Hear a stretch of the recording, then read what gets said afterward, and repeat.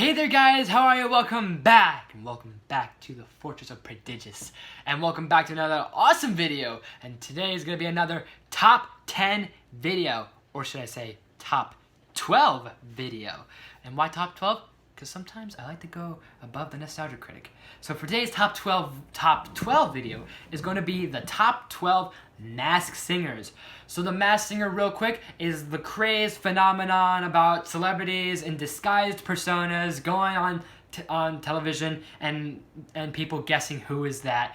And I've started to really like this show a lot, and not only just because of the celebrities, but also the fact of just the performances and all that. So we're gonna go down my favorite Masked Singers from seasons 1 and season 2.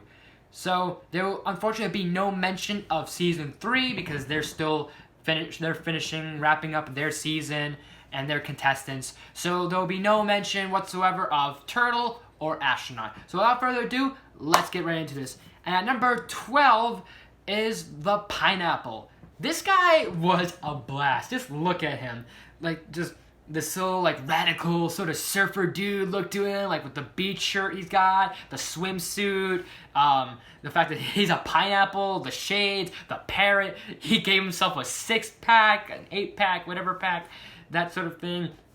He's a radical sort of dude. And just like the judges, your guesses were pie up in smoke. Unless you saw the pipe dream reference, you would have guessed either Cheech Marin or Tommy Chung. And it is indeed Tommy Chung. And although he's not a professional singer, he definitely held up his own without a doubt. And he said he wanted to be a singer. And although he's not a pro singer, you gotta give it to him at least. He did hold up his own in that first season he showed up in the first few times he was on. And number 11 is the Panda. So looking at the clues and looking at my notes, she had a strong connection with her father. So a strong father-daughter bond. Her last name being a household name. And the fact that she's got this fighter determination in her, we find out that she was Layla Ali. So makes sense, obviously, her last name being a household name, that strong connection she has to her father. In the background, we saw butterflies and bees, obviously, to her father's famous catchphrase, float like a butterfly, sting like a bee. She mentioned match a lot, so obviously talking about a boxing match. And just like a fighter, she stood strong, she held up her own, and really gave it her all. At number 10 is the Lion. So with this persona, not only does she have a great costume design and a fantastic singing voice, but she has really given the best performances of the season, which each song she sang. And one of the highlighted performances she has given is when she sang California Dreamin'. California Dreamin'. And in the clue package, she said she was Hollywood royalty. And technically, they're not quite royalty. However, unless your daddy is John McClane himself, that's right! Rumor Willis, the daughter of Bruce Willis, is the Lion. And from what I know, I don't think she's ever showed up in the spotlight, but it's great that she has shined right here on the Masked Singer, and she's basically reinventing herself. At number 9 on my list is Alien. So in the clue package of Alien, she goes to say about how her family is foreign, kind of alien in a way, but yet at the same time her family is a household name.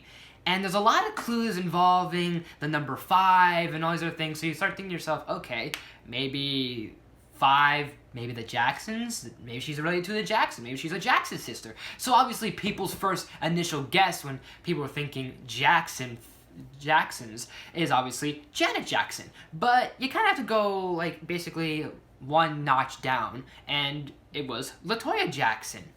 And it's great to see her come out of her shell, especially the fact that she's not as big or as famous as her brothers and sisters. And even through all the criticism, she pushed through with all her determination. And that whole police badge thing, I think she was once a law enforcer, or she's married to a law enforcer. Either way, it's great to see a Jackson family member show up on this show and really give her best and put herself out there still one day. At number 8 is the Thingamajig. So the Thingamajig, this character was really confusing because he has the height of a basketball player, but yet he's got the vocals of a singer. And obviously you could tell this guy is a basketball player, but he's not a professional singer, and yet he sings like an angel. And the one time Ken Jeong was right, and that the Thingamajig was Victor Oladipo. From the Magic Clues, he played for the Orlando Magic, and his injury, and obviously his limping leg, and his injury he had during basketball. And the fact that he pushed through this whole performance and through this whole show and throughout this whole season of season 2 with his injury, and while singing these great, beautiful songs and really just bringing the tears and wearing his heart around his sleeve was just really fantastic of him. At number 7 is the Leopard. So with this persona, this was a wacky character. And at first you think that this is, like from the look of it, you think this is a woman, but as soon as you hear that masculine voice, you know that this character just threw a curveball at the judges, and that obviously it's a guy. And there's so many like wacky, crazy people out there that could pull this off, from Jamie Foxx to Jeff Goldblum to Billy Porter to Seal, and coincidentally enough, it winds up being Seal. From the clues of the Bat, obviously talking about Batman Forever and Kiss from a Rose and all his other famous songs, and his splendid voice that he lends to such great songs, and especially classics like Somebody to Love by Queen, and all these other songs that he does. He really puts in a great performance, and especially the theatrics he has that he put into this role as well, and bringing this character to life, this sort of like personality, this persona, obviously, and the fun he put into this persona, and he was just such a legend to have on the show, and it was really cool. I'm not a big Seal fan, but still the fact that obviously, like, the only things I know of him is Kiss from a Rose and Fly Like an Eagle, and those are probably the most infamous Seal songs. But even with those being said, he's still considered a legend, and he's a legend throughout history, and he's a legend in my book. And it was great, and it was really cool, fun for him to be on this show. At number 6 is the Rabbit, another character that really threw off the judges and basically kept them guessing with all his different clues and all these different references and all these different other things he was throwing them off with clues to Boys to Men, with clues to Backstreet Boys, to Jenny even thinking that this is possibly her own husband, Donnie Wahlberg, and all the different songs he sang, the versatile he showed, from singing country to singing R&B to singing one of my favorite performances he gave, his own interpretation or his own version of the song Poison.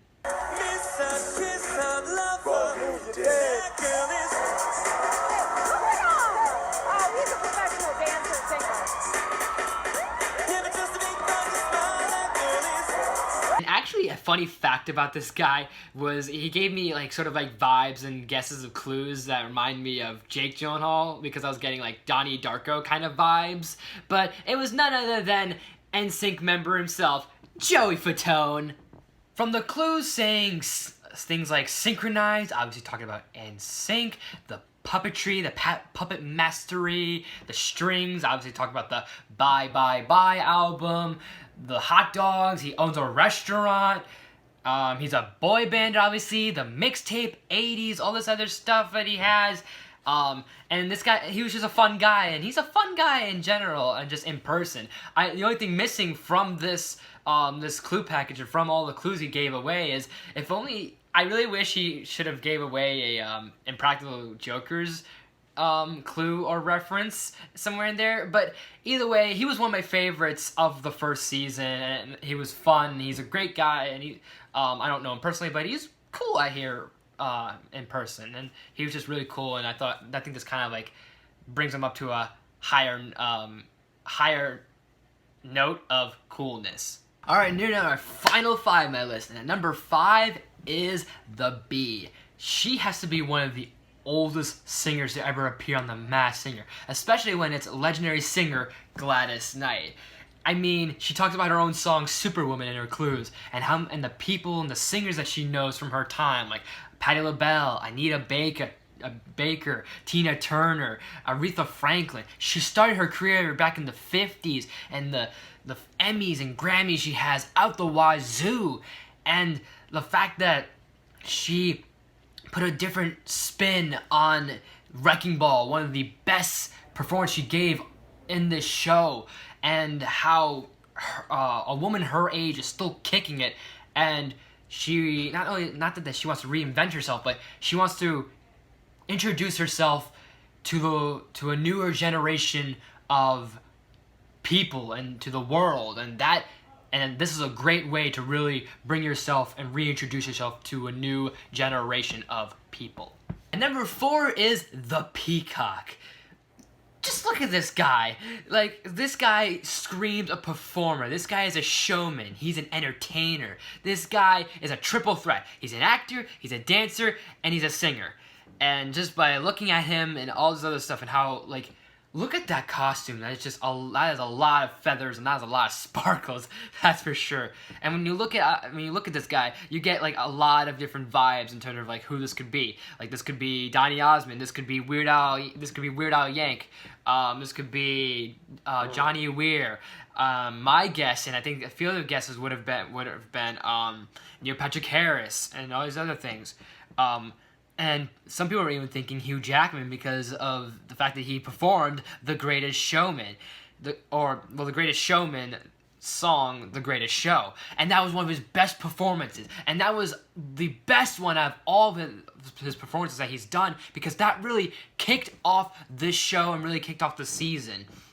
Because if it weren't for this character and this big of a first impression, this show could have gone AWOL and could have done horrible. But he really did a fantastic job singing The Greatest Show. Ladies and gents, this is the moment you've been waiting for. Searching in the dark, your sweat soaking through the floor. And buried in your bones is an ache that you can't ignore. Taking your breath, still in your mind, and all that's real is left behind. Don't fight it, it's coming for you, running on you. Your voice is strong. Comes up. Your fever dream, can't you see it getting closer? Just surrender, cause you feel the feeling taking over. It's fire, it's freedom, it's blood. He's a performer. It's a preacher in the puppet, and you find a potion. It's such a break at the brick of every wall that's holding all you know. So tell me, do you wanna go? It's coming in like a well, the runaways are running the night. Impossible come true is taking over you. This is the greatest show. And if I'm being honest, I kind of a part of me at first wanted this guy to really become the first champion of the gold, like of the Masked Singers, because he just screamed it all, like his Vegas vibes he has, and all this other sort of like pizzazz and such like showmanship he shows. It's really great, and just his style is awesome, and how big and broad and like grand he brought his performances, and to then see that it was Donny Osmond kind of makes now more sense. The Vegas vibes, he personally knew Michael Jackson. The comment he said about, it's been a while since your mom had a poster of me on her bedroom wall. He's obviously talking about his sitcom show, and Donny Osmond is a triple threat and all these other things. But the fact is, and the point being, is he has the full package here, and it would have been great if he was the winner and the champion of the Masked Singer, but it's fantastic that both him and Gladys Knight got to be in the finale, in the semifinals, and obviously the finale to the first season of the Masked Singer, and they really kicked it off phenomenally. Number 3 is The Monster. So I remember when I first watched the first season of The Masked Singer, and before I knew the identity of both Peacock and Monster, I was so hooked on Peacock being the champion. And obviously just because of everything I just said before. But looking back on, well, actually, before I get into the Monster for a moment, a part of me actually likes the Peacock more, but looking back on the Monster and the sort of portrayal he's kind of had, and how he was presented, and even the performances he gave, was really something different in a way. Talk about reinventing yourself. And Donny Osmond went on to talk about reinventing yourself. This guy, who was the Monster, really went on to reinvent himself because of this sort of opportunity that he took. Because of the fact that the people portrayed him as a monster. How he was in this, obviously he was in the game of life, and that he changed the game, but the game turned on him, and he wanted to, like I said, he wanted to reinvent himself. And hearing these great performances he gave, like Don't Stop Me Now, and obviously his most heartbreaking one that really sent tears down people's eyes was when he sang Stay With Me. And this was the most shocking of, I think, the bunch out of all the Masked Singers so far, to my knowledge at least, because the clues were all over the place with I guess there was baseball clues, and there was golf clues, and there was the game clues, and also the things in comedic clues, and music and artist clues, and rapper clues, and all these other things that this character was all over the place. And just let alone how not only was he tricky, but how you kind of felt his emotion. You could really you can feel his emotions through this mask that he wore, that he had to wear for this whole thing. And even kind of before this Masked Singer thing, he wore a mask, well, metaphorically. But the point I'm trying to make is that this guy was depicted as a monster, and unfortunately he got a bad rep for just one little thing he did in life, and it sent him downhill, and here was his opportunity to kind of redeem himself. And who would have thought that the monster himself, this character here, would wind up being T-Pain? How crazy is that? Like I said, talking about reinventing yourself, and obviously the auto-tune references, and it is kind of actually funny. If you look back and rewatch some of his clips, and then the voice and some of the things he'll say, you could tell it is some things that T-Pain would say. But it's great that he was able to reinvent himself through this sort of action, and through this sort of thing, and becoming the champion of this Masked Singer, and becoming sort of a big deal now, and basically bringing himself back and giving himself that comeback that I think in a way he deserved. And that's kind of what I kind of like. That's why I like the Monster a lot more than the Peacock, because when I was putting these two together, I was like, who do I like better? I was like, do I like Peacock more, or do I like Monster? Do I like what Donny Osmond has, or do I like what the reputation and the nuance that now T-Pain is going to be doing? So I think for me, T-Pain really hit it home for me a lot more, even though I really liked a lot of the grander, creme de la creme performances Donny Osmond gave. It was more of the sentimental, sympathetic sort of appeal that really T-Pain just hit it home for me. Number 2 is the Rottweiler.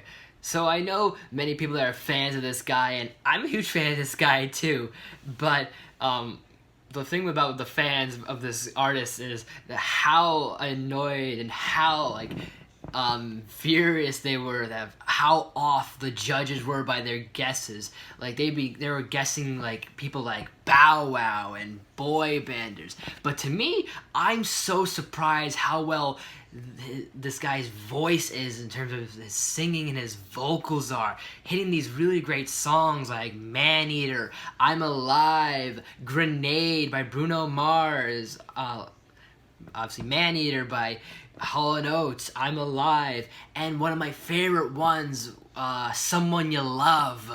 And I tend to close my eyes when it hurts. Sometimes I fall into your arms. I'll be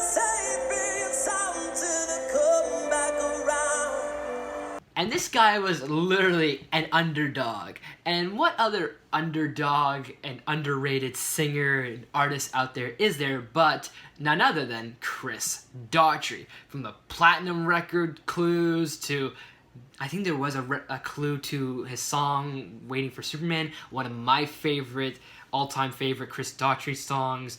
And it was so awesome to have him go from the semifinals to the final three, and obviously the being the finals, and he was this close to being the champion of the Masked Singer. And before I unveil my number one pick, here are a few honorable mentions.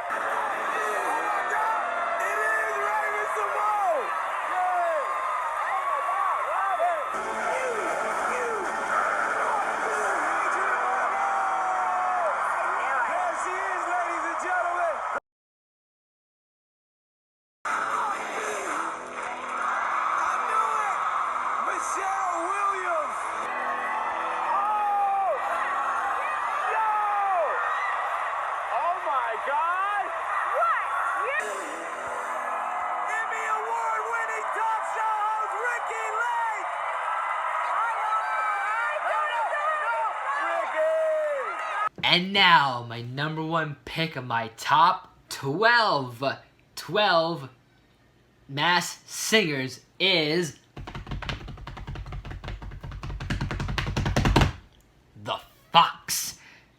What was really awesome with the Fox was this guy had a presence to him. This guy had showmanship. He was you could tell this guy was an entertainer. He had swagger. He has such a really cool design to his costume, the sort of steampunk, like, sort of swag he has, and that sort of pizzazz and style and that showmanship. It really shows in it.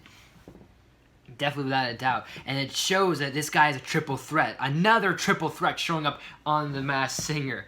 And really, like, kicking off the second season phenomenally. And especially with such great songs he gave. Like he did This Love by Maroon 5. Hey Look Mom, I Made It by Panic! At the Disco, I think? Tennessee Whiskey. But one of my favorites next to him rapping was Blame It by Jamie Foxx and T-Pain.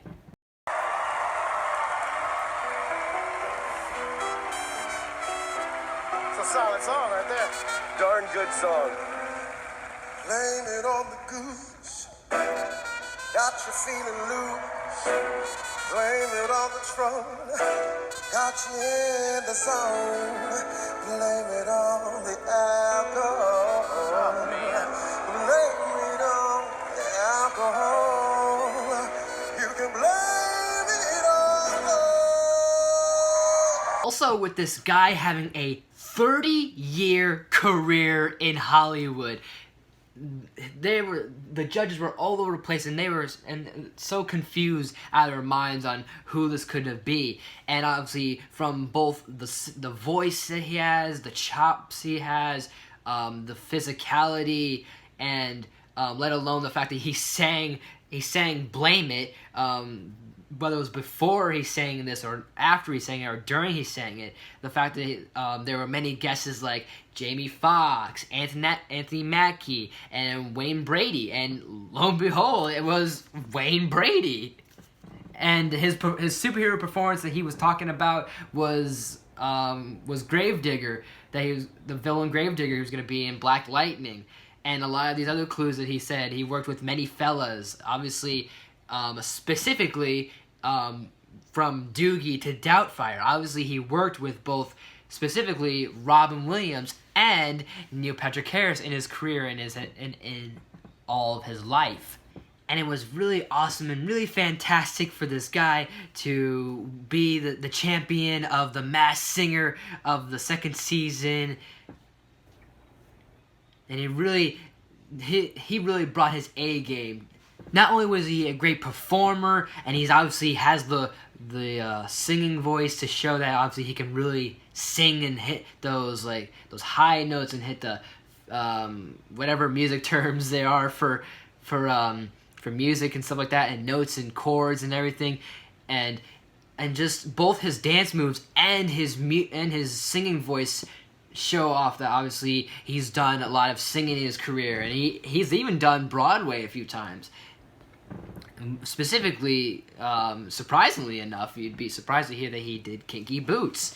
And like I said before, and I'll say again, working with such great talent, such as Neil Patrick Harris and Robin Williams, and doing shows like Whose Line Is That and How I Met Your Mother, really showing off his versatile. And this show also really brought in a lot more versatile this guy has, and hopefully this will be a start in a direction in Wayne Brady's potentially, like, not necessarily new career, but obviously his reinvention, and maybe starts doing more music, and maybe starts doing more like acting, or maybe more Broadway stuff. Maybe this will start brightening up his horizons, and this will be that sort of big start. But it was awesome that this guy got to really show up in the show and made me a big fan of him, and it made me a big fan of his character, and he is truly one of my favorite masked singers.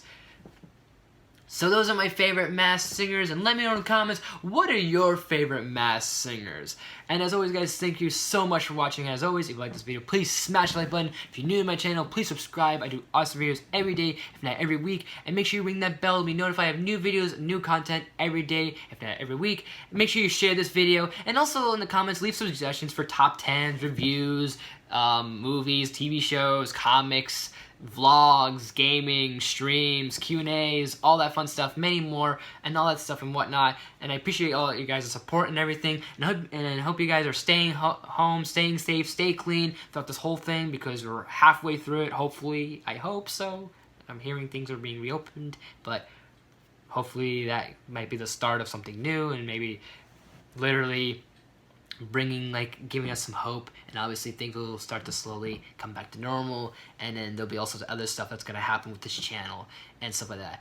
And this will also be a premiere, so I hope you guys like this premiere, and hope you guys want to see more premieres like this and stuff like that. And thanks for watching, guys, and I will see you next time.